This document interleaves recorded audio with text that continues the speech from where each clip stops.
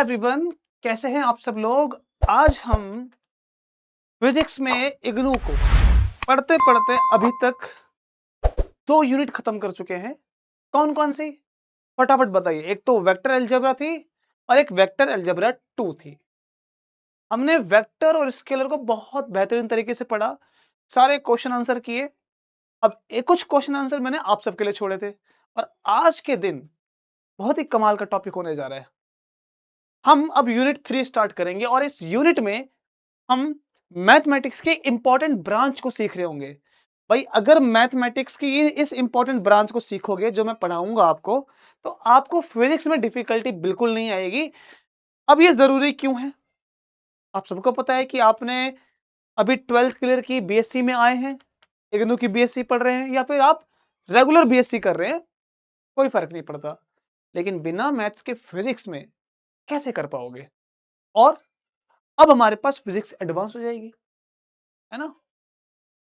तो घबराने वाली क्या बात है। एडवांस फिजिक्स आएगी तो हम उसके रिगार्डिंग जो मैथ्स है, जिस मैथ्स की रिक्वायरमेंट है, वो भी सीखेंगे। तो चलो बिना किसी देरी के शुरू करते हैं आज का हमारा ये लेक्चर। और आज हमारे पास कुछ खास होने जा रहा है क्योंकि हम सीखने जा रहे हैं डिफरेंशियल इक्वेशन के बारे में। ऑर्डिनरी डिफरेंशियल इक्वेशन, ठीक है भाई, याद रखेंगे आप सब भी। ऑर्डिनरी डिफरेंशियल इक्वेशन को हम पढ़ेंगे। अब हम पढ़ाई करें, हमसे बुक वाले क्या एक्सपेक्ट करते हैं, जरा ये भी देख लो। देख लो, हमसे बुक वाले कहते हैं कि हम आशा करते हैं that you have studied calculus at this senior secondary level. 12th में पढ़ी है कैलकुलस, ये भी वही उम्मीद करते हैं। चलो, पढ़ी है ठीक है, नहीं पढ़ी है कोई बात नहीं, मैं हूं ना, मैं हेल्प करूंगा आपको, मैं समझाऊंगा जहां भी डिफिकल्टी आएगी। We shall take it for granted that you know how to determine the first order derivative. अब ये फर्स्ट ऑर्डर डेरिवेटिव क्या है? भाई आपने ऐसे डेरिवेटिव सॉल्व किए ना जहां पर हमने ये पढ़ा डीवी बाई डी टी, है ना, और d y by D t. तो फर्स्ट ऑर्डर का मतलब ही यही है कि जो हम डेरिवेटिव करते हैं उसकी पावर 1 हो, उसको 2 बार नहीं करना। 2 बार कर दोगे तो वो सेकंड ऑर्डर में आ जाएगा। अच्छा, ये बोल रहे हैं पार्शियल डेरिवेटिव्स एंड इंटीग्रल्स। अभी पार्शियल डेरिवेटिव क्या है वी विल सी, है ना, ऑफ वेरियस फंक्शन, अलग अलग फंक्शन के। और फंक्शन क्या होते हैं आप जानते हैं ना, मैं बता देता हूं फिर से एक बार, रिकैप हो जाएगा। फंक्शन होते हैं असल में कुछ ऐसे वेरिएबल जिनकी वैल्यू किसी दूसरे इंडिपेंडेंट वेरिएबल पे डिपेंड करती है। जैसे y की वैल्यू x पर डिपेंड करती है। x की वैल्यू क्या रखोगे, जो भी रखोगे उसके अकॉर्डिंग y की वैल्यू आएगी। तो y एक फंक्शन है, ठीक है ना, वेरिएबल है, इसको डिपेंडेंट वेरिएबल, उसको इंडिपेंडेंट वेरिएबल। आगे देखते जाओ। However, we have briefly explained how to calculate partial derivative। जो भी हम आएंगे पार्शियल डेरिवेटिव करेंगे, अपन सीखेंगे क्या है क्या नहीं है। तो भाई आपसे बुक वाले बहुत कुछ एक्सपेक्ट करते हैं, फिर उसके बेस पर कुछ प्रैक्टिस सेट देंगे आपको, है ना, क्वेश्चंस देंगे। तो आज हम वही करने जा रहे हैं, तो छोड़ो, करते हैं स्टार्ट। चलिए, तो भाई साहब यहां पर सबसे पहले जो हमारा टॉपिक है, जरा उसको हाईलाइट तो कर लो। क्या है हमारा टॉपिक? है ordinary differential equation. Differential equation, और ये ऑर्डिनरी है, लेकिन एक वर्ड जो बहुत जरूरी है यहां पर, वो है first order derivative. First order. अब यार ये फर्स्ट ऑर्डर का मतलब ही यही है कि जब हम डेरिवेटिव कर रहे हो तो उसकी पावर 1 होनी चाहिए। तो ऑर्डर होता क्या है? सिंपली हम किसी भी वेरिएबल को कितनी बार डेरिवेटिव करते हैं, है ना। और ऑर्डिनरी डिफरेंशियल इक्वेशन का मतलब होता है कि जब हम कभी भी किसी चीज का डेरिवेटिव निकालते हो तो वो एक ही बार पे फंक्शन डिपेंड करना चाहिए।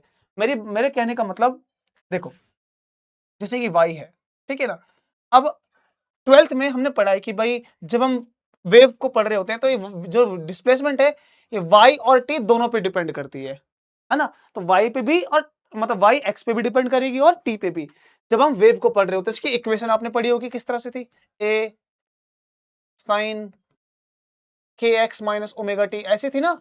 लेकिन जब ये एक पे डिपेंड करती है, या तो वो x पे कर ले या फिर वो t पे कर ले। तो ऐसे में जब हम y का रेट ऑफ चेंज निकालते हैं कि y x के रिस्पेक्ट में कितनी तेजी से बदल रही है या कितनी चेंज हो रही है, तो हम उसको बोलते हैं ऑर्डिनरी डिफरेंशियल इक्वेशन। लेकिन अगर ये 2 या 3 या 4 पे डिपेंड करे, इसको बोलते हैं पार्शियल डिफरेंशियल इक्वेशन, है ना। हम उसका पार्शियल डेरिवेटिव करते हैं। तो पार्शियल डेरिवेटिव कब करते हैं? जब एक से ज्यादा वेरिएबल हो। ऑर्डिनरी कब करते हैं? जब सिंगल वेरिएबल की बात चलती है ना। जब यानी कि फंक्शन किसी एक पे डिपेंड करता हो, इंडिपेंडेंट वेरिएबल एक होना चाहिए। बात क्लियर है? चलो, जैसे कि यहां देख लो भाई, यहां वेलोसिटी केवल टाइम पे डिपेंड कर रही है ना। तो function depends only on one independent variable. Clear ना? ये देखो, फोर्स के बारे में हमने देखा है कि भाई जो न्यूटन का सेकंड लॉ है, वहां पर ये जब हम एक्सेलरेशन को सॉल्व करते हैं तो एक्सेलरेशन वेलोसिटी का रेट ऑफ चेंज होता नहीं होता वेलोसिटी का, तो डीवी बाई डी टी। अच्छा, फिर हम उसके बाद एक ये भी है आपके पास इक्वेशन, रेट ऑफ डीके, है ना। आपने पढ़ा होगा कि जब कोई भी एटम या किसी भी पार्टिकल को रख दें तो वो अपने आप ही डीके होता है, उसका न्यूक्लियस अपने आप ही ब्रेक होता है। तो किस रेट से ब्रेक हो रहा है? टाइम के अकॉर्डिंग ब्रेक होता है कि अब 1 साल में इतना हो जाएगा, 2 साल में उतना हो जाएगा। तो रेट ऑफ डीके आपने पढ़ा होगा, तो ये d n by D t, है ना। नंबर ऑफ पार्टिकल जो भी डीके हो रहे हैं, कितने पार्टिकल डीके हो रहे हैं, वो उस बारे में है। और ये वाली जो थर्ड वाली इक्वेशन है, कुछ याद आ रहा है कहां पढ़ी है आपने? ये पढ़ी है ऑसिलेशन में, जो किसी का एसएचएम शो करती है ना, सिंपल हार्मोनिक मोशन को शो करती है। नहीं पढ़ा है सिंपल हार्मोनिक मोशन तो मैं कराऊंगा। अब इसमें जो पोजीशन चेंज हो रही है वो टाइम के रेस्पेक्ट में चेंज हो रही है। यहां पर केवल टाइम ही ऐसा वेरिएबल है जहां पर हम देख सकते हैं कि पोजीशन केवल उसी पर डिपेंड करती है, किसी 2 या 3 चीजों पर डिपेंड नहीं करती है। अगर यहाँ इंडिपेंडेंट वेरिएबल यानी जैसे टाइम है ना, और भी होते, तो अगर वो उस पर डिपेंड करती है एक से ज्यादा, तो वो होता पार्शियल। अभी अपन पढ़ रहे हैं ऑर्डिनरी। मेरे ख्याल से जो लिखा है कि first order ordinary differential equation, इसका मतलब क्या समझ में आया ना, कि फर्स्ट ऑर्डर का मतलब कि हम उसको एक ही बार देख रहे होंगे डेरिवेटिव में, dy बाई डी टी, इस तरह से। जरा एक बार देखो, जब हम लिखते हैं कि m dv by D T, सही है ना। अब हम ये पता है कि वेलोसिटी किसका चेंज होता है भाई साहब, ऐसे भी तो लिख सकते हैं इसको, m d by D T, और वेलोसिटी को लिख सकते हैं आप dx बाई डी टी। यही तो होते हैं ना वेलोसिटी। और इस पूरे को एक साथ हम ऐसे लिख सकते हैं कि पोजीशन का 2 बार derivative d2x by dt square. यहां देखो 2 बार डेरिवेटिव हुआ, इसकी पावर कितनी है 2, तो यहां पर ये सेकंड ऑर्डर डेरिवेटिव है ना, सेकंड ऑर्डर। 3 होगा थर्ड ऑर्डर। तो इस तरह से हायर ऑर्डर डेरिवेटिव्स भी चलते हैं, सेकंड ऑर्डर, थर्ड ऑर्डर, ठीक है ना। अभी dv बाई dt लिखा था, फर्स्ट ऑर्डर है, अपने को ऐसे करना है। और ऑर्डिनरी पता लग गया ना, जहां पर जो वेरिएबल है जैसे कि v है, वो केवल एक ही फंक्शन पे डिपेंड करता है, एक ही इंडिपेंडेंट फंक्शन पे। क्लियर है? चलो भाई, अपन आगे देख सकते हैं। अब अपने को इसमें बहुत इंपॉर्टेंट टॉपिक आता है, लीनियर या नॉन लीनियर पहचानने को आता है, होमोजीनियस और नॉन होमोजीनियस डिफरेंशियल इक्वेशन, है ना। लीनियर डिफरेंशियल इक्वेशन है कि नहीं है, नॉन लीनियर डिफरेंशियल इक्वेशन है कि नहीं है, होमोजीनियस डिफरेंशियल इक्वेशन है कि नहीं है। तो हमें ये सब चीजें पहचाननी है। बहुत सारी चीजें हैं, चिंता क्यों करते हो, हम फटाफट सीख लेंगे आसान तरीके से। ओके, तो देखो, लीनियर या नॉन लीनियर ये डिफरेंशियल इक्वेशन कैसे पढ़ते हैं, तो ध्यान से रखना, ध्यान में भी देना। इसके 3 रूल है, मैं रूल लिख देता हूं, उस 3 रूल को याद रखना। कोई भी डिफरेंशियल इक्वेशन जैसे dy by D T, dv by D T, dx by D T, कोई सी भी हो, वो 3 चीजों पर डिपेंड करेगी। उसका रूल है पीपीएफ, है ना, नो पीपीएफ। बोले तो नो प्रोडक्ट, है ना, नो पावर और नो फंक्शन। थोड़ा इनको मैं डिटेल में बताता हूं, फिर से समझिएगा ना। नो प्रोडक्ट का मतलब है कि जब हम वेरिएबल, वर्ड बहुत इंपॉर्टेंट है, जब हम वेरिएबल डिपेंडेंट फंक्शन, जब हम वेरिएबल डिपेंडेंट फंक्शन की बात करते हैं, वो डिपेंडेंट फंक्शन कुछ भी हो सकता है। हमने देखा था भाई पीछे वो डिपेंडेंट फंक्शन v भी हो सकता है और n भी हो सकता है और x भी हो सकता है। वो डिपेंडेंट फंक्शन i भी हो सकता है ना, di बाई dt, करंट का रेट ऑफ चेंज, बोलो है कि नहीं, चार्ज का rate of change dq by dt, वो कुछ भी हो सकता है भाई, कि चार्ज किस रेट से बदल रहे हैं, करंट किस रेट से बदल रही है, वॉल्यूम किस रेट से बदल रहा है, तो वो कुछ भी हो सकता है ना। वॉल्यूम dv बाई dr, कि भाई साहब वॉल्यूम चेंज कर रहे हो, अब वॉल्यूम रेडियस के रिस्पेक्ट में बदल रहा है, कि रेडियस दोगुना कर दी, वॉल्यूम इतना हो गया, है ना, वॉल्यूम का चेंज के रिस्पेक्ट में। तो जब हम डिपेंडेंट वेरिएबल की बात करते हैं, वो कुछ भी हो सकता है, v, x, y, i, t, कुछ भी, whatever.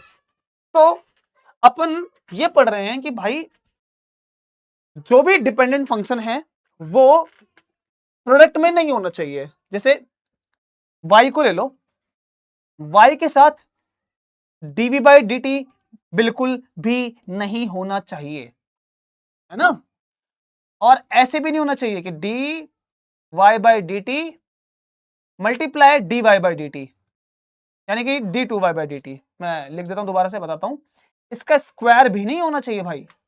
No product no power. बात समझ में आ रही है कि या तो मल्टीप्लाई में भी नहीं होना चाहिए और वो पावर में भी नहीं होना चाहिए, d2y बाई dt भी, क्लियर है, और फंक्शन में भी नहीं होना चाहिए। फंक्शन से क्या मतलब है मेरे भाई, ये वाली वर्ड ना सबको कंफ्यूज कर सकती है, बताता हूं कैसे।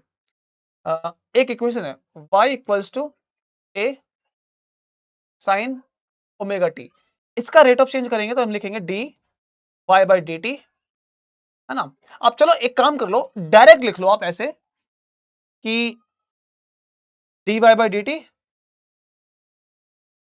a sine omega T. क्या ये लीनियर है? तो हम सब बोलेंगे सर यहां तो फंक्शन आ गया, साइन आ गया, नहीं आ गया, साइन आया तो फंक्शन तो नहीं होना चाहिए, लेकिन फंक्शन तो है, क्या करें, क्या ये लीनियर है? फिर तो बोलेंगे सर देखिए आपके रूल के अकॉर्डिंग भाई ये प्रोडक्ट में नहीं होना चाहिए, अगर प्रोडक्ट में नहीं है तो वो लीनियर है, पावर में नहीं होना चाहिए, अगर पावर में नहीं है तो वो लीनियर है, अगर वो फंक्शन में भी नहीं है तो वो लीनियर, अगर फंक्शन में है तब वो कौन सी है, नॉन लीनियर। बात समझ रहे हैं, अगर वो फंक्शन में आ जाए तो वो नॉन लीनियर है मेरे भाई। यहां फंक्शन आ गया तो क्या ये नॉन लीनियर है? सुनो, स्टैंडर्ड मैथ्स के हिसाब से जो हम पढ़ते हैं, अब नई चीजें जो हमारी चल रही हैं, वहां पर ये बोला जाता है कि जो y है ना, y डिपेंडेंट वेरिएबल, सुनो एक बार फिर से, ये जो डिपेंडेंट वेरिएबल है ये फंक्शन में ट्रैप नहीं होना चाहिए, यहां पर साइन y नहीं होना चाहिए, इंडिपेंडेंट वेरिएबल आ सकता है भाई, यहां इंडिपेंडेंट वेरिएबल t है तो t यहां आ सकता है, ओके ना। तो यहां पर सुन लो साफ साफ कि y है ना, जो डिपेंडेंट वेरिएबल है वो फंक्शन में नहीं है, अगर वो फंक्शन में नहीं है तो वो कौन सी है, लीनियर है। क्या मेरी बात समझ में आई ना, कि तो लीनियर कौन कौन सी है, ना तो प्रोडक्ट में हो, ना पावर में हो, ना फंक्शन में हो, ना फंक्शन में ट्रैप्ड हो। मैं लिख देता हूं इसको और बेहतर करके, नो ट्रैप्ड,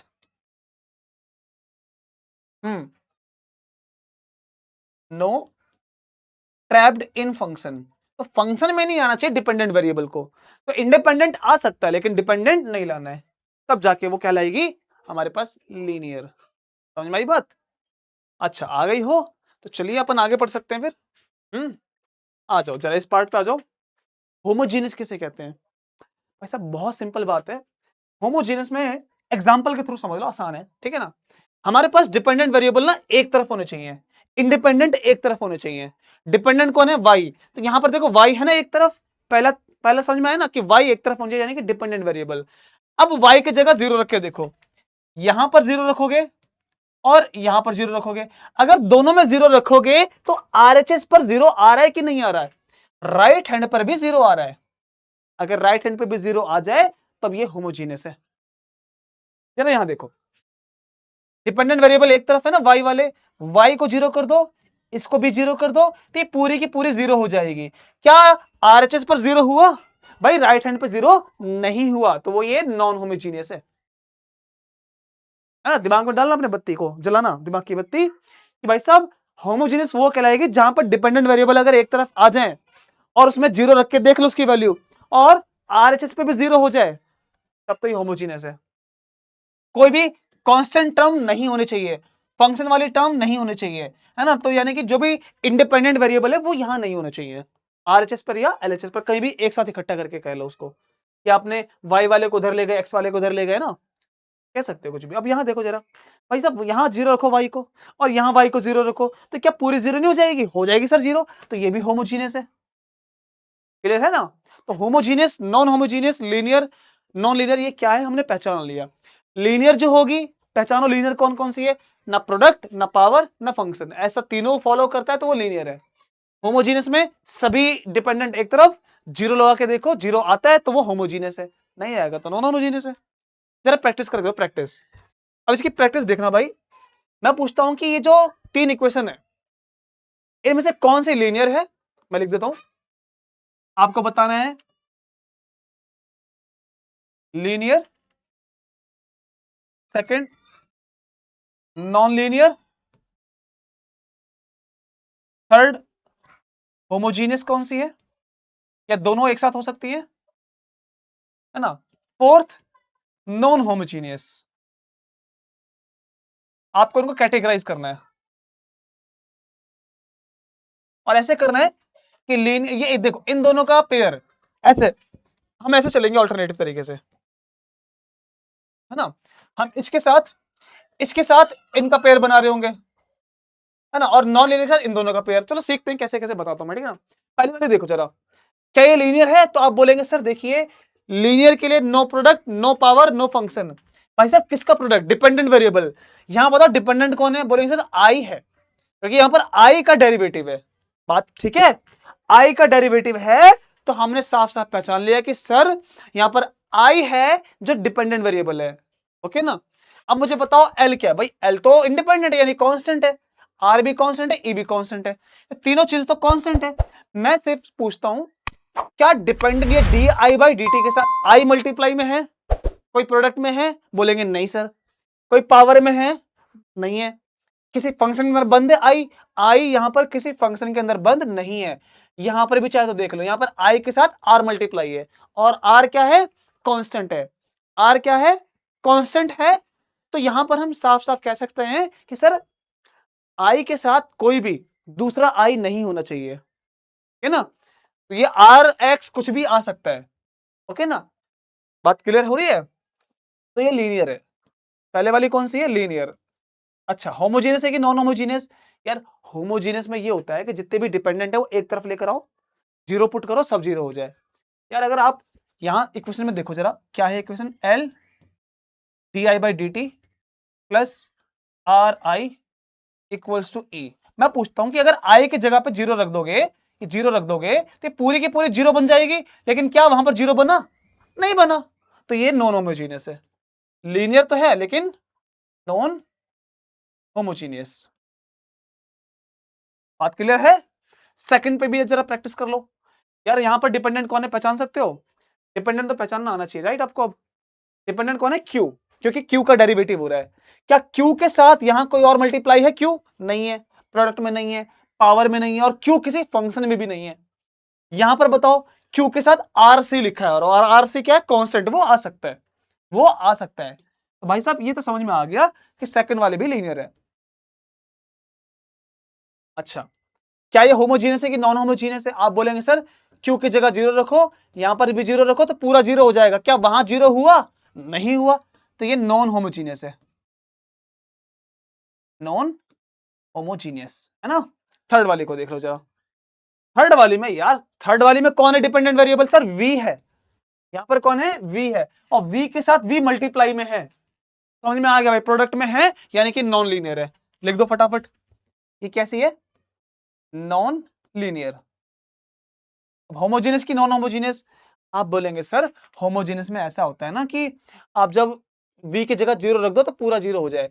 अगर ये जीरो करोगे तो ये तो जीरो हो गया, लेकिन क्या वो जीरो हुआ?